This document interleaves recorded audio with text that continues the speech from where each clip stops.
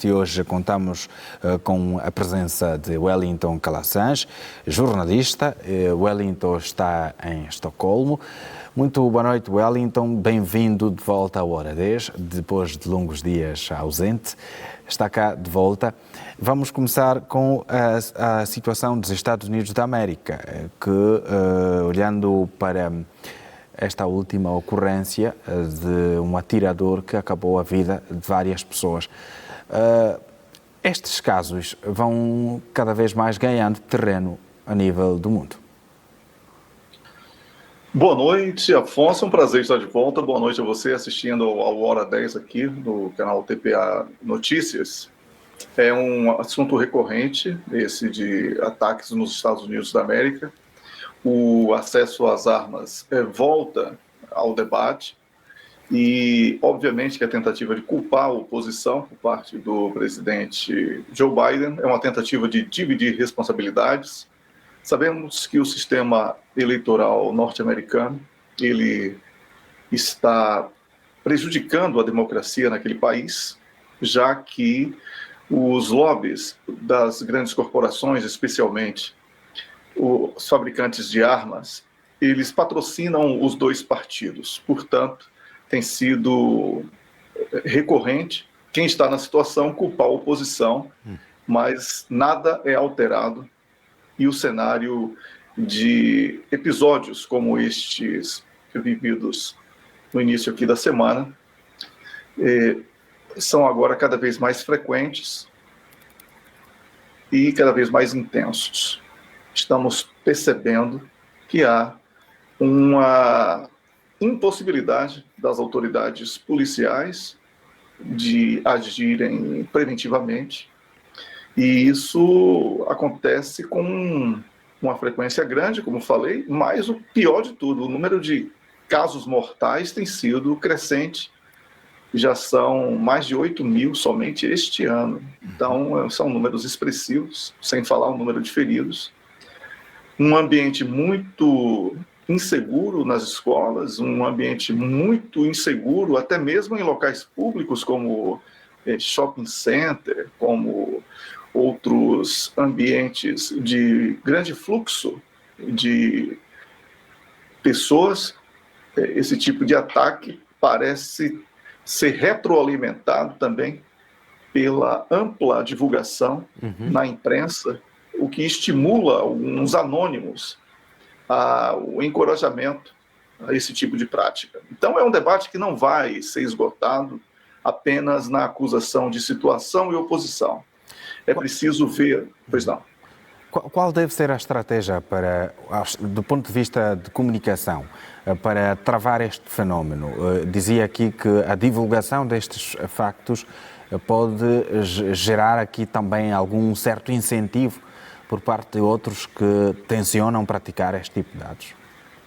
Mas essa é a consequência, tá, Afonso? Eu acredito que a origem esteja no lobby da indústria de armas.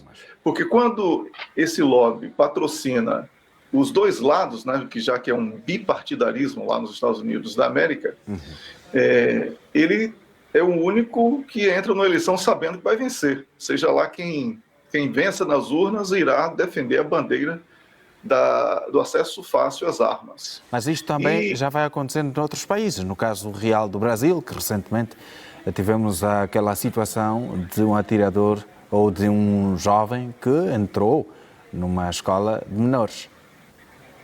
Naquele caso não foi uma arma de fogo, não foi uma arma de fogo, foi uma arma branca.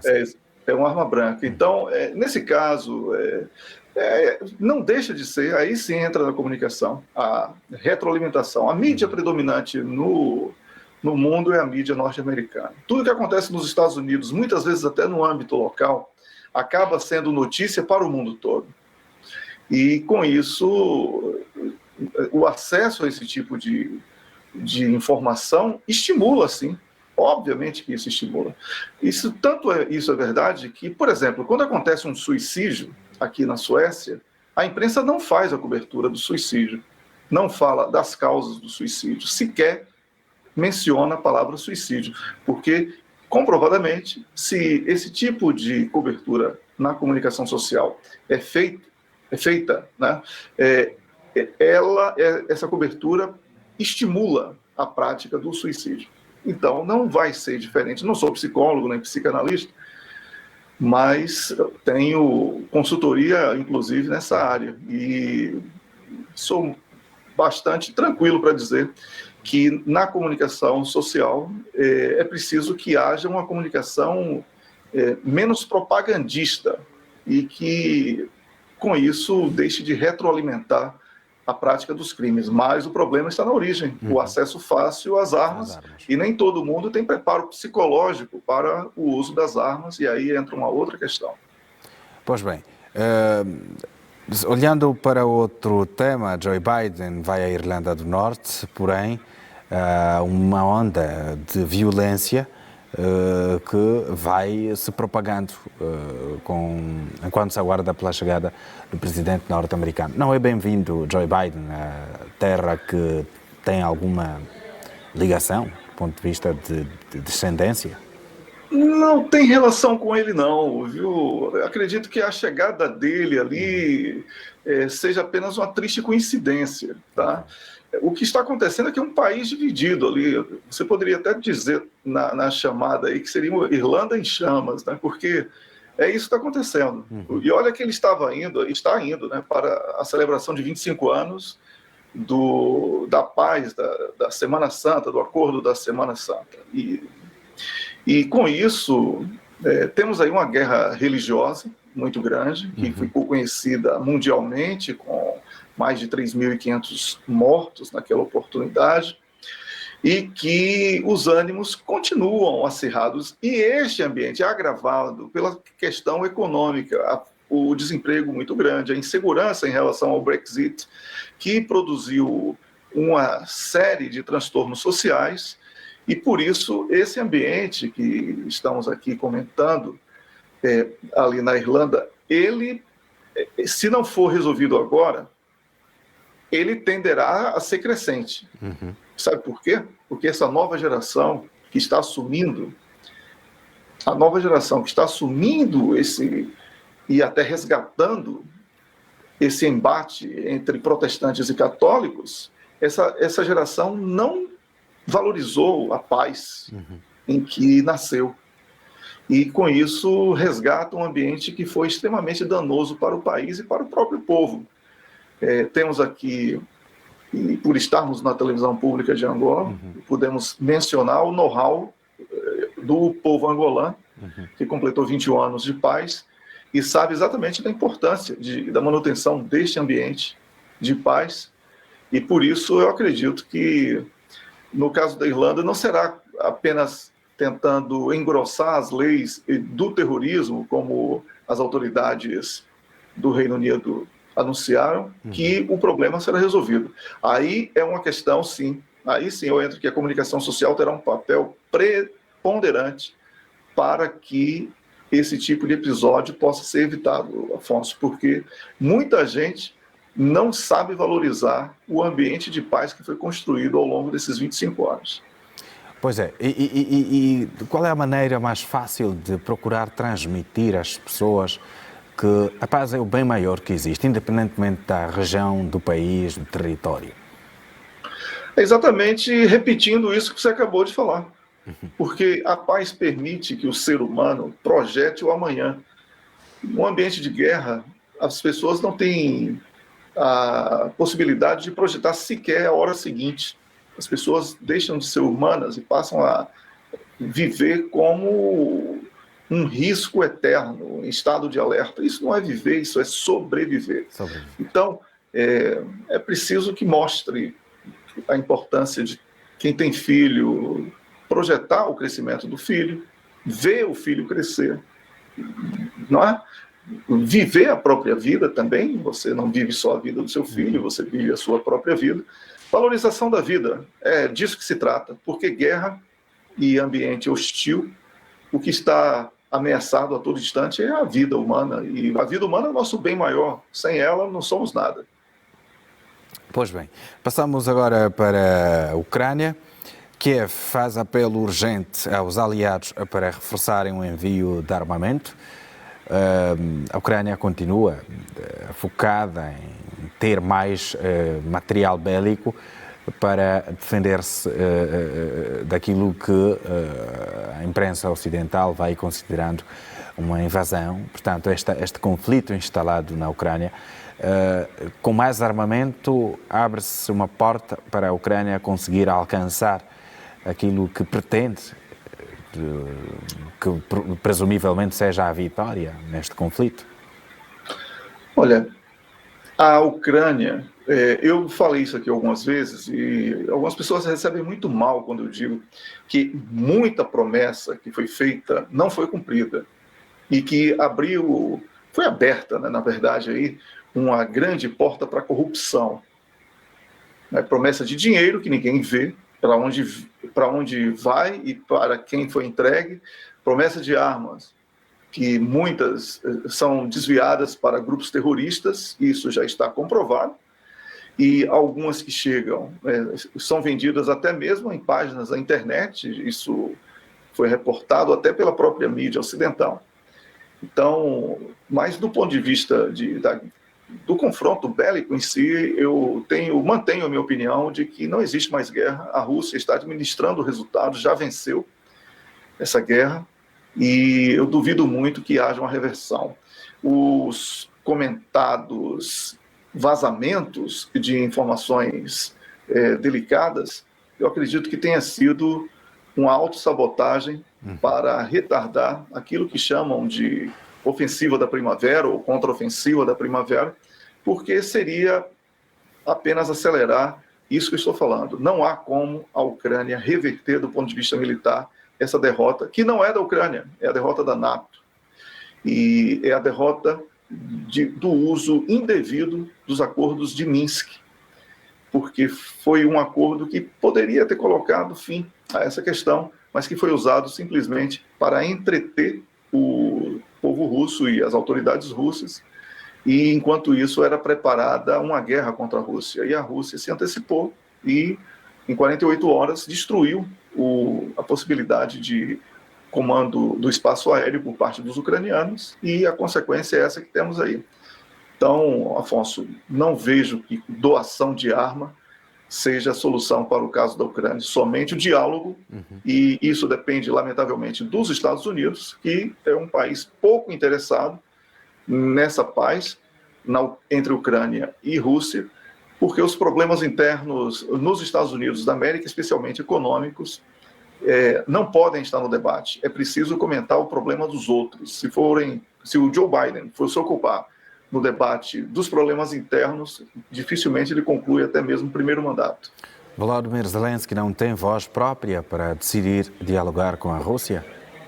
Não, desde março do ano passado, quando ele secretamente tentou um acordo com a Rússia, os Estados Unidos e o Reino Unido vetaram, e isso autoriza, no meu comentário, dizer que não há soberania do Volodymyr Zelensky para decisão sobre questões de paz. Quem decide na Ucrânia é a NATO e, por consequência, quem manda na NATO é Joe Biden, hoje, porque é o presidente dos Estados Unidos da América. Então, não tem nenhuma relação entre o desejo de Volodymyr Zelensky e o desejo de Joe Biden. Quem decide é Joe Biden. Pois bem, trazendo aqui o outro assunto ligado à Rússia, este país que aprova a lei para impedir a fuga de mobilizados para a guerra na Ucrânia. Os russos têm 2 semanas para se apresentar depois de terem sido notificados da mobilização. Se a pessoa mobilizada não se apresentar num prazo de 20 dias, será temporariamente impedida de conduzir, de comprar bens imobiliários ou de pedir crédito bancário. Está a Rússia aqui a inserir uma obrigatoriedade à recruta para a Ucrânia, e aqui o Wellington dizia que a Rússia está a administrar resultados. Como se justifica esta lei aprovada para a mobilização para o conflito na Ucrânia? Essa lei já estava em curso. São ajustes que estão sendo feitos. Isso é normal. Quando um país está em guerra, né, o contingente disponível para ocupar postos, no caso aí, num conflito, eles precisam estar em permanente prontidão. Essa é, inclusive, a linguagem militar, prontidão. E quando essas leis aí são ajustadas para evitar que haja uma espécie de relaxamento por parte daqueles que são convocados, nada mais é do que ampliar essa prontidão, porque, como todos sabem, está sendo anunciada uma contraofensiva da Ucrânia. Então, a Rússia não pode ficar deitada em berço esplêndido, esperando que as coisas aconteçam para depois se defender. É preciso agir proativamente.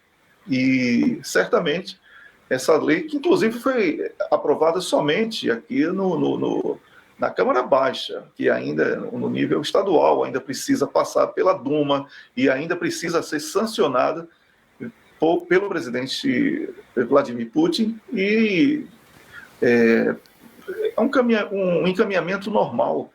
Quando um país está num conflito armado, os convocados precisam estar em prontidão. Apenas eles estão salvaguardando que esses convocados não saiam do país para que essa prontidão seja justificada como tal.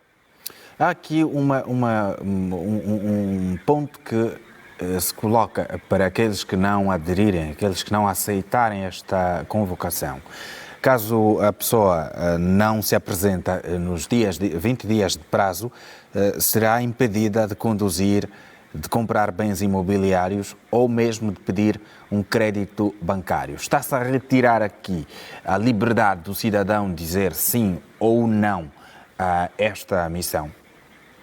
Não, não se trata disso. Numa guerra, o cidadão ele é soldado, porque não existe, no ambiente de guerra, a possibilidade do cidadão querer levar uma vida normal se ele não defender os interesses do seu próprio país, porque não vai ter país para ele ter uma vida de cidadão normal. Isso é em qualquer lugar, em qualquer guerra, não é uma novidade trazida pela Rússia. Isso é uma coisa, que chamamos de praxe, uma prática assim, frequente em qualquer situação. Quem é convocado precisa cumprir as suas obrigações militares. Não é? Então, esse tipo de tentativa de dizer que existe aí um cerceamento, etc., é muita propaganda também. Eu encontrei muito isso na imprensa de Portugal e Espanha. Quando você pediu para que eu comentasse hoje, eu fui pesquisar. Exato. São as duas imprensas aí mais dedicadas a essa causa. Porque nem a imprensa russa está considerando isso algo sui generis. Não é? E, como eu falei, ainda foi aprovada na Câmara Baixa, precisa ir para a Duma e depois sancionada por Vladimir Putin. Nem é certo de que esse ajuste que foi proposto seja sancionado pelo presidente da República em última instância. Então, é muito precipitado considerar que é cerceamento, mas não é. Em caso de guerra, todo mundo que tenha sanidade mental e condição física vai para o campo de batalha. É assim em qualquer lugar, em qualquer país. Muito bem, Wellington, obrigado pela presença. Até a próxima ocasião. Prazer é sempre meu, boa noite para você, e amanhã estarei de volta aqui pelo calendário do programa. Até lá. Obrigado, bom descanso.